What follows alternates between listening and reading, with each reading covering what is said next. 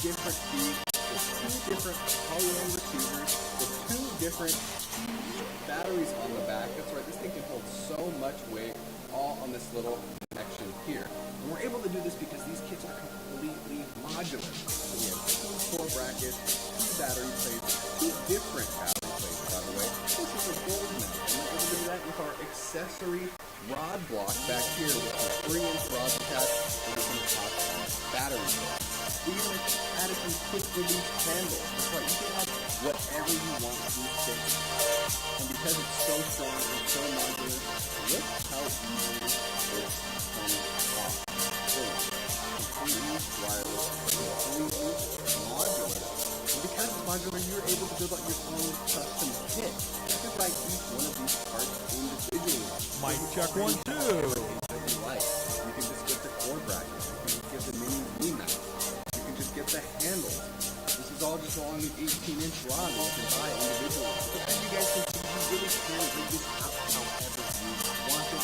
Check us on social media when you get yours, and you really want to see how you do it. But in the meantime, stay tuned. We have so many more exciting things coming, and I will see you guys there.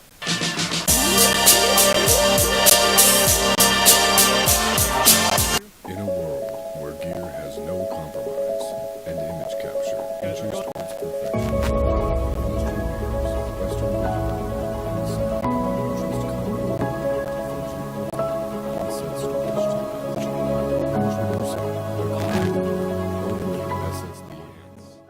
I'm David Altizer, interviewing my good friend and amazing guy, Andrew Jones. Thank you. From Deity Microphones. Welcome. Well, it's great to be here. I mean, this is a busy booth. This is a busy NAB. It's the first big one back with everyone here. I think it's sold out, Really? and it is crowded out here, and it is fantastic. The energy is fantastic.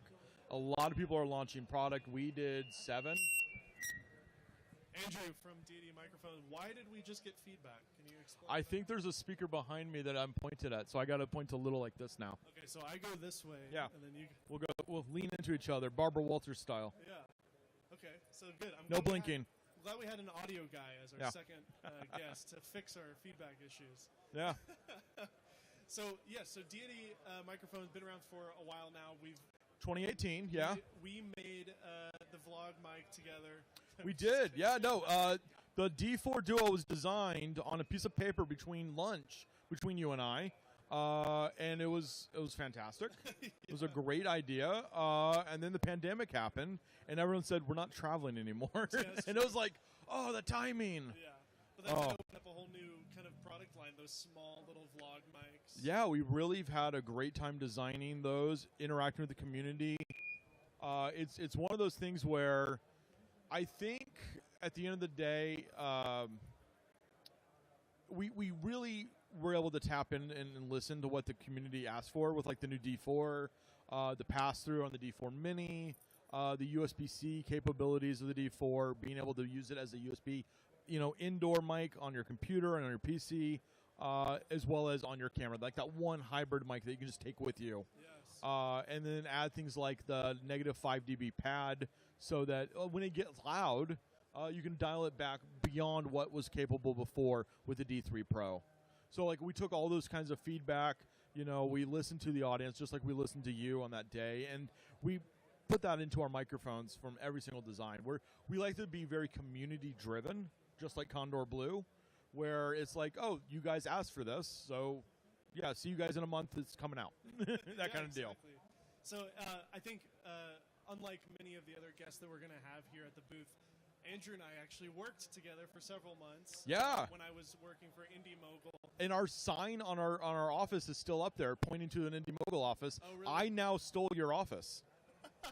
So where your office was is now my office. Nice. And we're in the back little closet area now. So that was a real joy for me to be in Glendale and to get to know you even better as a friend. And it's just been fun just being buddies for a couple of years now. And yeah, I get to see you in person, and it's fantastic. If the pandemic is over, we're in person again, and we're sharing it in one of the places that I love going to every single year in NAB. Yeah. And you got a new dog you just shared with me. I did. Dog.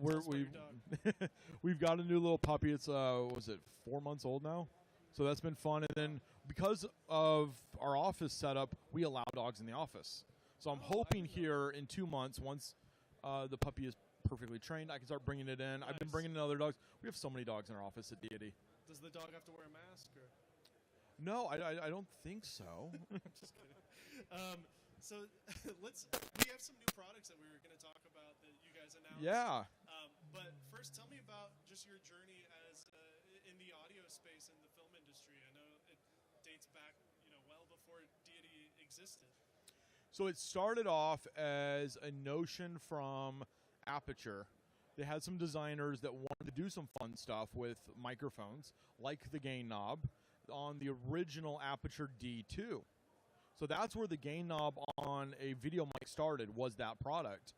We then took it and said, let's run with it as a full audio brand. Let's get some proper engineers in here that love audio. They're dedicated to only doing audio, not shared.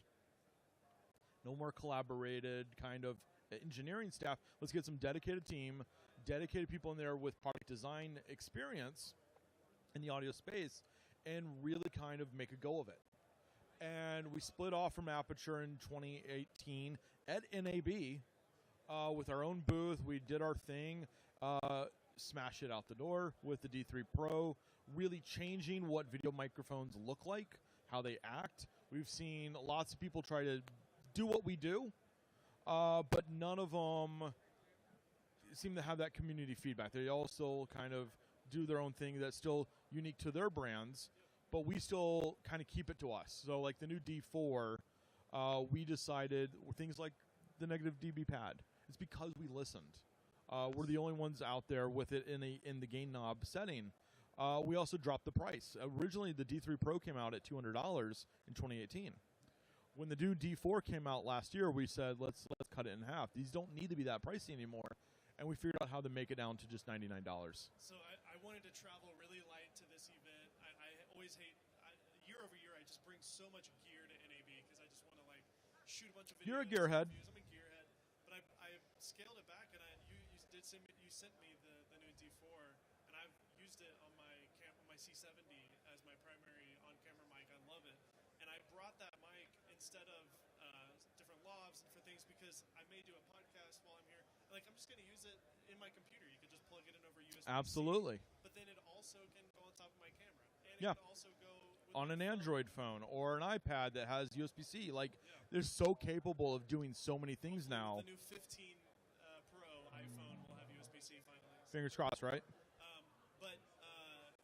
a huge fan of the D4. I think you guys, and the fact too, I love that it's a AAA battery, honestly, because I can just go to the store, buy one if I need it. Absolutely. A lot of the companies are doing the rechargeable USB-C, which is very useful. And we did originally too, but again, the community feedback was, but when I don't have it charged, I just want to be at full battery immediately. And we were like, okay, USB-C, we're going to still have it, but power-wise, it's going to be that AAA battery. And then when you're in USB-C mode, you're not using the AAA battery at all. Oh, cool. So it's one of those things that you can save that battery life, extend that battery life. It automatically turns on and off fully now, unlike the original D3 Pro. So we elevated almost every single spec to another standard to really meet what the audience was asking from us. Great. And I even love the little windscreen. It's well designed. It has a nice. The rubber grommet on the back too that prevents it from just sliding off. Yeah. Again, little details that most people may not even notice unless you've had that as an issue. Exactly. And then you complained, and luckily for a lot of folks out there, Cat that goes on it beautifully. they complained and we listened. And that's what we really want to do is drive that community feedback. That's why we have things like our user group, why we're actively on Twitter, and we're trying to listen to all the tweets that we get at us because we know the people who are most vocal are also the most hardcore users. Yeah. And they know what makes a good product and what, is falling short. But also, Andrew Jones, let's just face it, is the meme god for the audio space on Twitter, that's for sure. I like a good meme, especially when Steve takes a holiday. And I know he's going to be away from his phone for a couple of days. I'm like, I can drop all sorts of memes, and he won't find out for 3 more days. And then I can ask for forgiveness. So tell me about your journey, the Andrew Jones journey, as an audio engineer in the industry. Sure. I was originally a cam op. Got, really heavy into the cam op world, moved to Los Angeles, and couldn't get work as a cam op. So I was bumping around doing some grip and gaff work, and I'm on set for a pretty big video, and it's like day 2, and there's still no audio person. And the audio person rolls in like at noon, and I'm like, why is he so late? And then I didn't realize Sound had their own call time. And not only did he get to come in late, and I'm there at like 6 a.m., and he's showing up 6 hours after me, not only does he get to come in late, he's got gear that's like 25 years old. And I'm like, damn, he's got old gear? And I sit at lunch, and I'm talking to him, and he goes, yeah, it's 25 years old. It's also 100% paid off, turning a profit, still sounds good. My clients are happy. And I'm like, I've got this kind of stuff left over from my videographer days. I've got a basic recorder. I've got some basic wireless. I can put together a kit, and I can learn. So I started to apprentice other sound mixers, follow underneath them, be their utility operator. I learned from some great folks before I went and did my first TV commercial.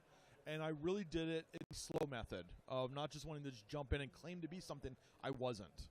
I learned and apprenticed under other folks. And then I got really more joy out of being sound than camera. And from there, I launched my own blog. I started to review audio equipment, and I caught the eye of some people that luckily had a factory that could manufacture audio equipment. And they said, hey, you want to do some stuff? And I'm like, yeah, let's do some stuff. And 5 years later, I'm here on a stage with you, Dave. And we're caught up to now. Yes, exactly. What was it about audio that you found so fulfilling? That you mentioned that when you started doing it, you realized you liked it more. Like, what are some of the things about it? You know how like there's every photographer and cinematographer has that moment where you look at your shot in post and you go, holy crap, I shot that. That looks like... And I did it. You know that moment, right? In everyone's path. I haven't had that moment, but I can imagine exactly my thing too. It always looked like videographer work. And I realized moving to LA, working with some truly talented folks, that I wasn't going to be the best. And if it wasn't going to work out, it was going to be more of a job than a true passionate career. And when I moved over to sound, again, it originally was like this idea of like, oh, I can make good money at it. But then I started to listen to the tracks, and I realized I was getting that moment. I can record really good dialogue. I can get a good mix on set, and it will sound just like something that like someone would really use. And I realized that was that breakthrough moment for me, and it happened with audio. And it never happened to me with camera. And that's when I said, yeah, this is it. This is, I'm doing good. I'm going to keep doing this. Like, this is, I feel fulfilled. So my question now is, now that you're at Deity, things have been changing. I think even the industry has changed a lot. Like the products, like we just said when we started out, the vlog mic, like there's this whole YouTuber subset of the filmmaking audience. There's a trend. There's trends. Just like in camera trends, when it all started off, the DSLR revolution of 2008, if you shot everything at 1.4. And now it's like, no, we're going to shoot at f4. Things should probably be in focus, right? And there's auto trends where 5, 6, 7 years ago, on-camera mics were like a must-have. The Casey Neistat on-camera mic, vlog style. And then it went to talking heads. Well, now that microphone is like 4 or 5 feet away from you. We need to think more about taking this microphone off the camera and onto a boom pull or a stand and back into camera. And now the trend in YouTube audio is clip-on wireless. Clip-on wireless. So it's realizing very quickly that there's always a chase and there's a lifespan to this stuff, and there's a cycle. And now that we've been doing it for 5 years, it's like, cool, we know how to do it with everyone else. We're not just chasing. What are the things that remain consistent for you with that in mind? The things that, there are the trends, there's the clip-on wireless mics that have the AirPods case, or whatever. Sure. But then, like, what are the things with audio that, when you even go back to the first guy that you met who had 25-year-old equipment, I know there's still guys on sets with 25-year-old equipment. Oh yeah, absolutely. And they're making a full-time living. Absolutely. And if a microphone still sounds good, that's a good microphone. The Shure SM7B is selling like bananas because of Joe Rogan, and every podcaster... It trickles down. It trickles down. Absolutely. That mic has been around since the 70s, right? Or early 60s, I think. Crazy. And technically it's like version 3. They have a wonderful history on their website. Go check them out. They're fantastic folks. We're holding the SM58 right now, which is also an iconic mic. And that's kind of where I was going to say is the trends that always exist. A good XLR microphone will always be a good XLR microphone. If it sounds good and you treat it with respect, you don't get it super dirty, you don't drop it in mud, that kind of thing, keep the diaphragm from being damaged, it's going to remain a good sounding microphone for the lifespan of that product. So good investment in good XLR mics will last you. And when I say good XLR mics, I don't mean expensive. I think a lot of time in the audio world... Ironically, we're talking about audio. Yeah. I think a lot of misnomer is if I spend a lot of money, I'm going to get something good. And in reality, if you like what it sounds like, if you like the quality you're getting, that's really the important part. Your audience only knows what you give them. They don't know that you had the option to shoot on a full-frame, mirrorless 4K sensor. If you only deliver a 1080p on a crop sensor and they still like the image, they're gonna like your video. Or let alone, God forbid, the story. Right. So like that's the thing is like, if at the end of the day you like what you're putting out, your audience likes what you're putting out, that's considered good. Because you can get hung up on specs, you can get hung up on price. You can go spend $1,000 for a shotgun microphone, and no one knows that it probably sounds not much better than a $300 shotgun. Well, yeah, I think maybe you're staying away from just self-promoting, but I'll do it for you. The S mic, the XLR mic that you guys have for for boom operation, it's fantastic, and it's comparable to the Sennheiser that everybody else uses for a fraction of the price. We wanted to do something that was clean audio, low self-noise, so all you heard was the audio in the room, not the circuitry. We wanted to make it ultra durable, make it so that it could go through the paces that someone who, let's face it, spending $350 when you're starting your career out, that's a big purchase. And it should be a product that should last a while, because that's something that you really saved up for. And we wanted that to be kind of our flagship. We wanted that to be a product that we could put out there, let sit for 5, 6, 7, 8 years, and just go, this is something we're proud of. And that's what we launched our company off of, was an XLR shotgun that we were proud of. And it, to this day, has not been touched. It's the same model that we put out 5 years ago, and we're still very much proud of it. That's cool. I love that. You don't see that in modern day electronics, especially a startup in air quotes, with Deity being a new brand. I mean, we've cycled through other products, but like we know the person buying that classification of product wants it to last. They want to be able to go back a couple years later, pick up a second one, and have it be identical. They want it to last. They want it to be my friend has 2 of them, and a proper investment. Yeah, and for the price of 2 of those, it's still cheaper than the one that everybody else, in the industry, in quotes, uses. But. Sure, and I think at the end of the day, it's just one of those situations where we can get hung up on AB specs. You're a tech guy, you know this. And I can sit there and I can watch so many reviews of someone going, this thing is amazing, and would be if this other thing didn't exist. And you're like, yeah, I should get the other thing. And then you get it, and then 6 months later, there's always another thing. There's always another thing. Speaking of, you announced a new product today. We did. We launched 7 new products today. So the one that I do want to highlight is the Theos digital wireless. Correct. Yep. Is that how you say it? Yep. Theos. So I was sort of privy to this.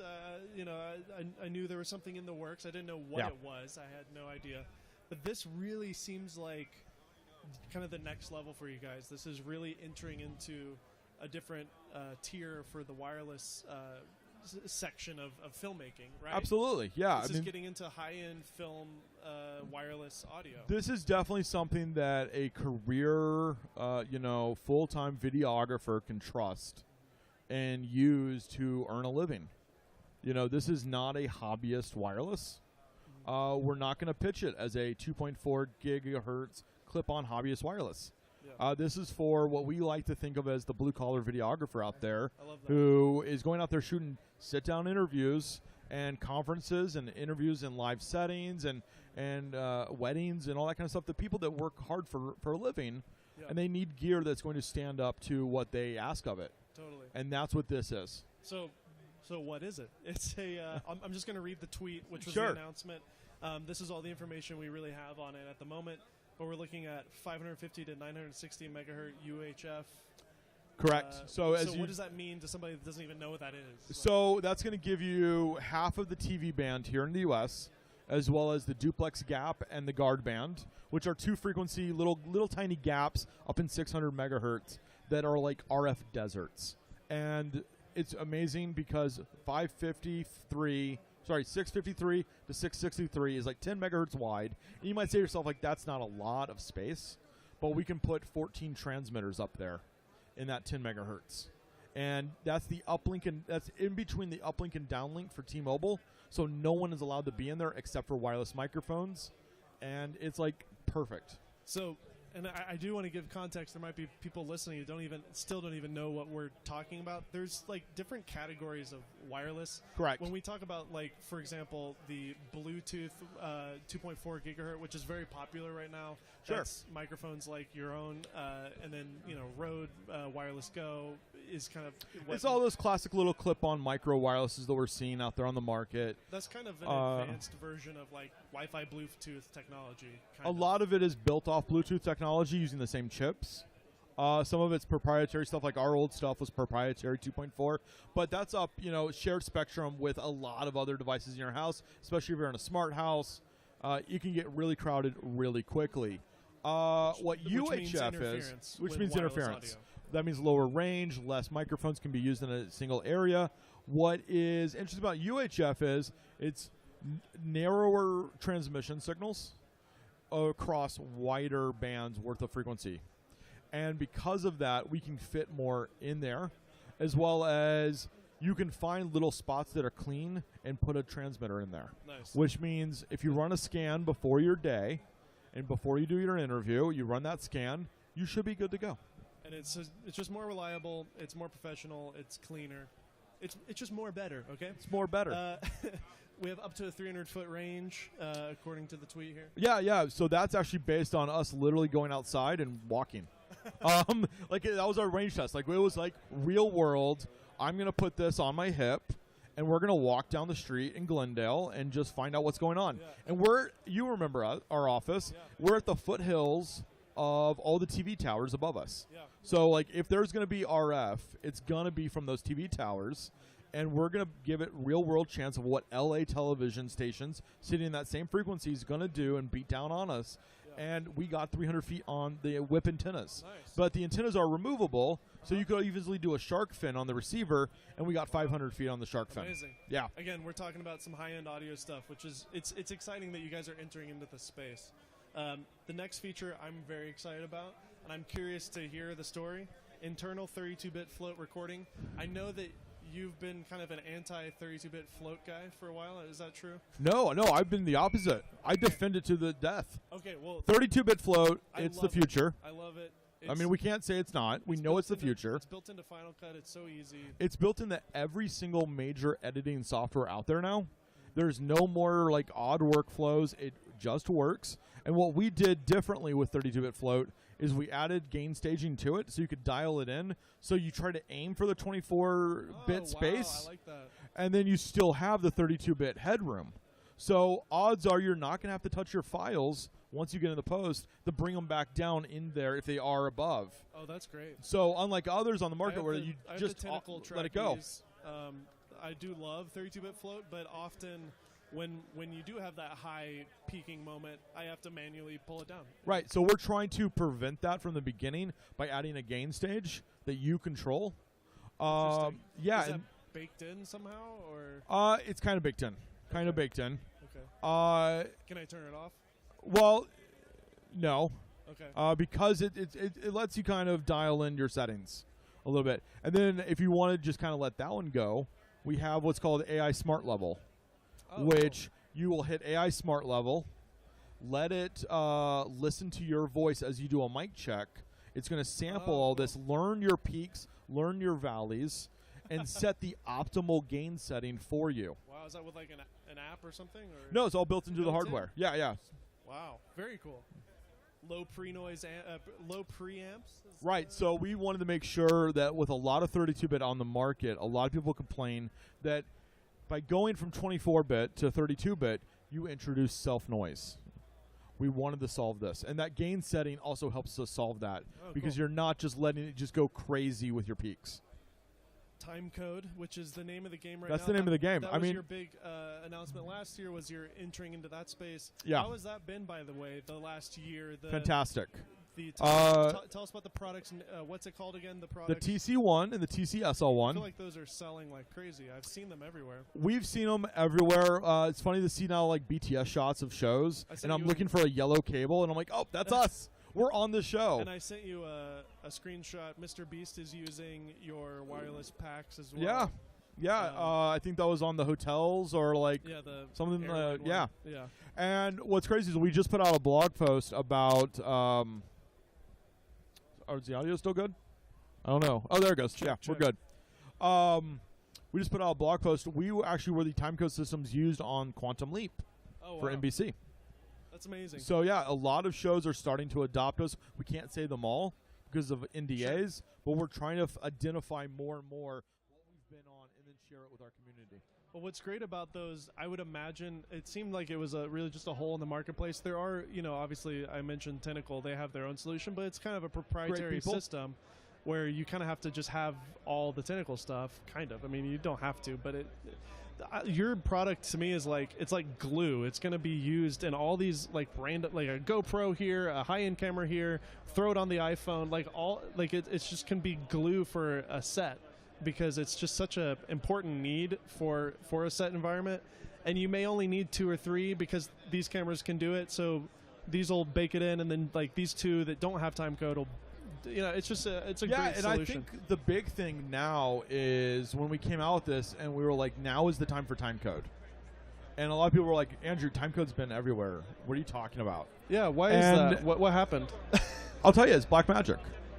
Blackmagic put out the Blackmagic Pocket 4K. It's like, what, $1,200? Yeah. And it has timecode.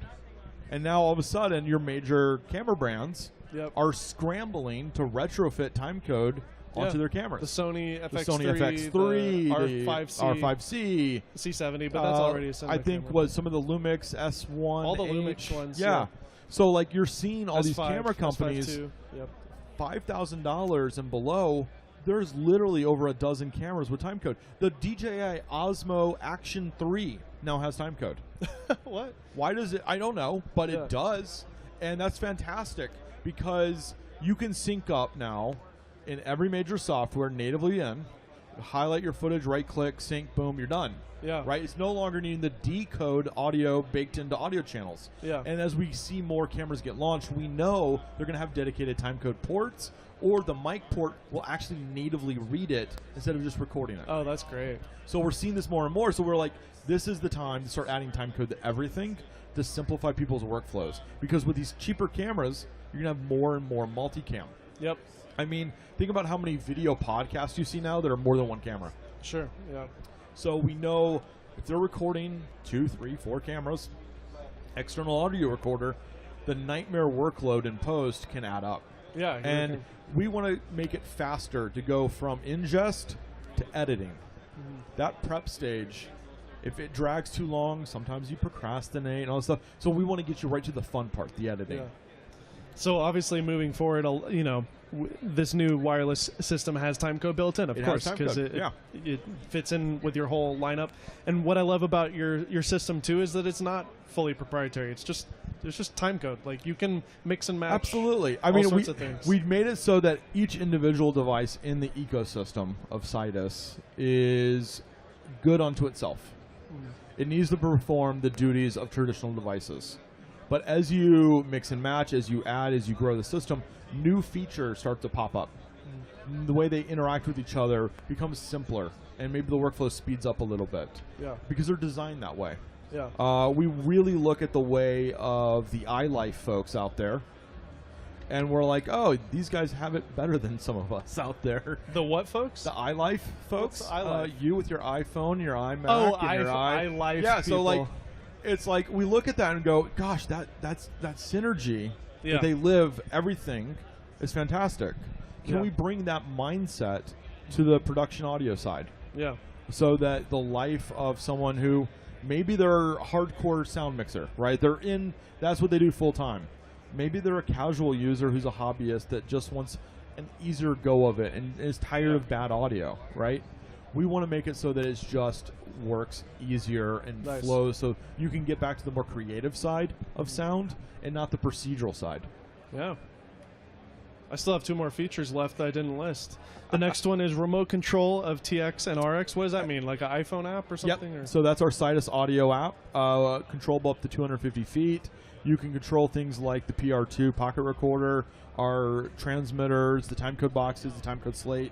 Everything works all within a single app. It's amazing. And they have workstations within the app so that you can flow between different modes with all your devices paired. Is that the same Sidus system that works with the aperture lighting as well? Or? We use the same dev team, actually. Oh, We cool. contracted their dev team because they did such fantastic work with Aperture.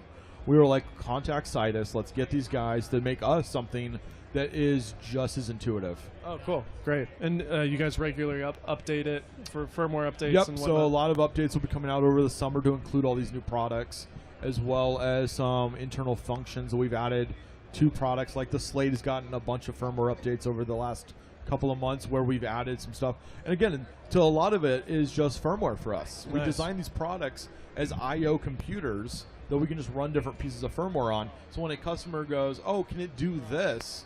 It's like, Not yet. not yet, but tell me more about what this is that you want to achieve. Let's see if we can get there together. That's great. And then AA batteries. I would imagine that. I know again, it sounds silly, but like I think that's again coming back to what we were saying earlier. we listen to the community. Yeah. Rechargeble's fine, but at the end of the day, some people just want AA's, and I get it. And in that same realm, rechargeable AA's have come a long way. Yeah, Their that's true. adoption is way higher. We've done a lot of polling with folks.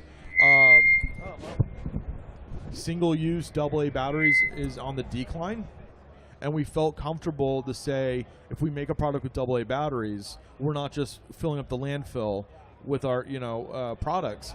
We're, of course, single use are going to come out, but rechargeables are there and people have adopted it, so that's great. We can put this out and not have to worry about the environmental impacts. Unlike before when we were doing lithium, we knew we needed it. What's going on, Andrew? I have no idea. It We've likes got- you. Lucas, is that speaker on right there? Okay, so what's happening? It must be that one there. I don't know. I don't know. We got the I don't audio guy here. He'll help us out. If Andrew doesn't know, we're all out of luck. I capture audio. I don't reproduce. One thing I wanted to talk to you about that I've been really enjoying watching is, of course, the Deity YouTube channel, which you're a big part of. we also have tried to do the trends and evolve there too. I mean, we started out, the YouTube channel 5 years ago now. Wow. And I think we're over 150 videos, maybe 170. I really have lost track. How do you like being a content creator on the internet? When I talk to a lot of content creators, I get it. When I see people talk about burnout, I'm like, yeah, I don't want to record either. It's one of those things where by doing this channel, we can relate to our audience in unique ways that other people may not be able to, because we use our own products. We have to do the same thing you guys do out there, and that is make a living off this stuff. So when it comes to people who are like, oh, I wanted to do this, we're like, yeah, we do too, because we also have this kind of problem. So we want to accomplish it with you. So doing the content creation side on our side, we see it as just another piece of R&D that needs to be done as a brand. And then it also clues us into our audience because we get to educate them and bring them up with us. So when we launch a new product, we're not having to like fill in every little feature with information, because if you've been on this journey with us or you want to catch up, there's all these great educational videos we put out there for you. Yeah, that's what I love about it. I was having to rig up, I was having to mic myself, and I didn't want to see the lav. And sure enough, that one video, I think it got a ton of views on your channel. But Yeah. like how to use a lav mic, like it's just simple stuff. But you're providing that resource. You add so much value to me as a user of the product when you do that. So I mean, it makes sense. And we also we came to realize in talking to a lot of content creators, you'll get a content creator who maybe makes a video once a week. They're all filmmaking tutorials, but they'll only do one audio video a year because they typically don't perform well. So we were like, let's make a whole channel around the worst concept ever, the lowest performing videos ever. Because you're not doing it for Because the I views. could care less about the You're views. I trying care to- about the education. Yeah. I care to make it so that you know the best way to do something, or at the very least, help improve your workflow, and that's my joy in this situation. I'm not trying to get paid off the monetization of it all. So we're doing topics on the channel that are not popular. They're not going to get us 1 million views. We're not going to turn into the next Mr. Beast, you know?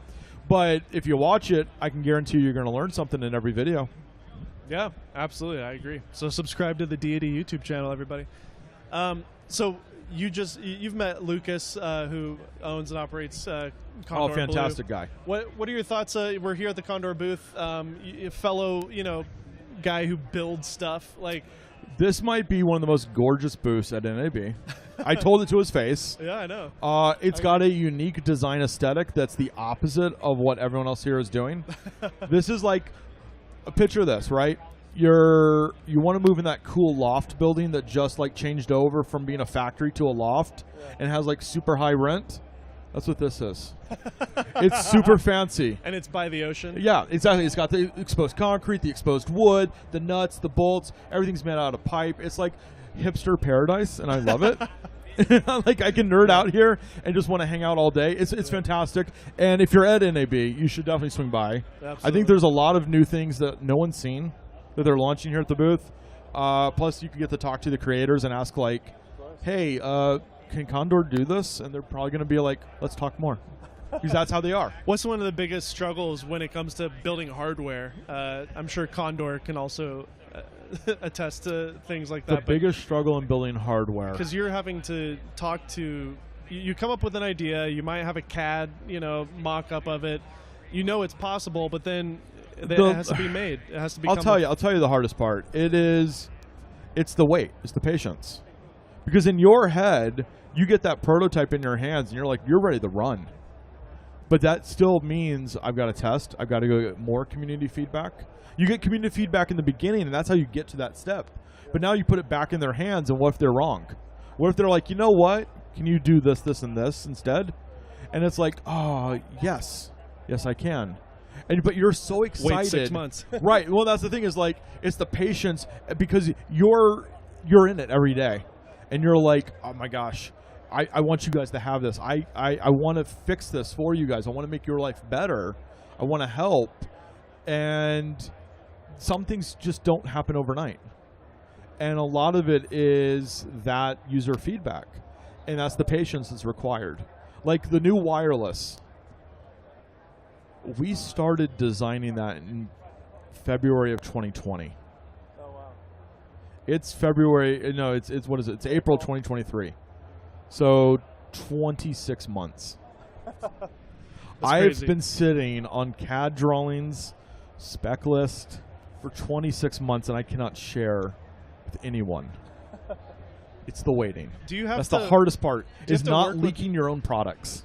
Do you have to work with like the federal government when it comes to the radio frequencies? Sure, absolutely. The FCC, there's a you FCC. have to submit documents and tests and What about- regulations and what about reports. international as well, like in the UK? So every place in the world has some kind of local rules and laws based on the local country's regulations. And then there's patents as well. Like, Sure. Is that why when we look at actual real high-end audio, which this is in that category, is that why it's so expensive? Because there's a lot of There's There's- like a low so- yield, it's low yield, and also are there fees involved and like So why is it high-end that- pro audio cost a lot of money for one reason and one reason only. It's done right.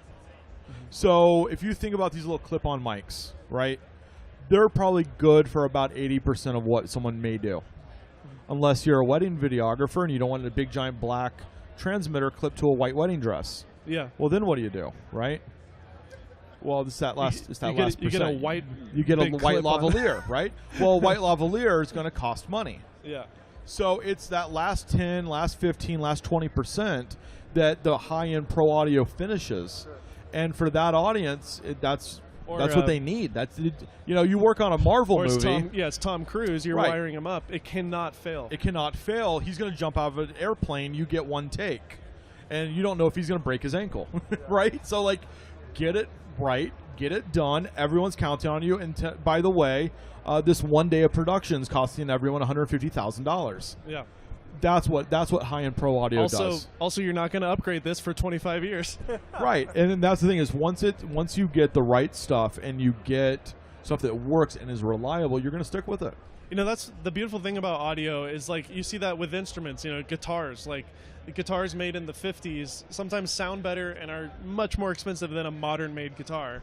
That may be objective as well. Of There's course. a lot of objectiveness There's there. some nostalgia to that. Absolutely. But a good guitar, a good amp, can last 50, 60 years. Yeah, I mean, you see this with everything in our industry. You see a lens, and you're like, yeah, every lens out there can focus from infinity to like a foot away, right? Every lens can do that.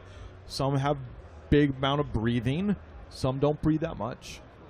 And if you're, doing a big production, you're going to pay for the one that doesn't breathe as much so that it doesn't look all wobbly when you're trying to, shift focus. Yeah.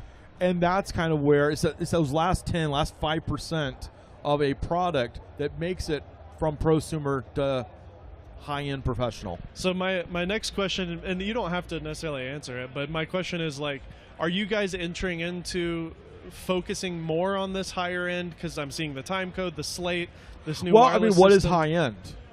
I mean, that's kind of my answer to that is if a $1,200 camera has time code, should they be relegated to having to buy $350 time code boxes?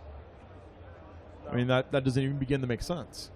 So I don't know what high-end is going to be in the future. I mean, clearly with streaming, budgets are coming down, but also cameras that are more affordable are becoming Netflix approved. Yeah. So I don't know if we're going to ever make something that's like on status with what you would traditionally think of as like a 50K cinema camera for the audio world. I just know that we're making products that we've always dreamed about. And given my background in what I did in the past, I know there's a lot of flaws that I messed up a lot in my career that I would like to be able to make gear that would maybe not cause other people to have those same kind of flaws. Dude, that was a great way to end our conversation with Andrew Jones from Deity. Everybody check out Deity. What's your website? DeityMic.com. Deity Mic, DEITYMIC. .com. .com. Andrew, it's a pleasure having you on. It is always good to see you, Condor Dave. Conversation. Ooh, I like that. Condor Conversation. The Condor Conversation Corner. And you can follow Deity on Twitter. I highly recommend it as well. You guys are active on Instagram, but I'm more of a tweet guy. I'm a Twitter guy myself. Yeah. It's been a lot Everything you tweet is a potential new conversation. Yes. And that's fantastic. I love it. $7 a month. All right, Andrew, thanks for coming on. Thank you.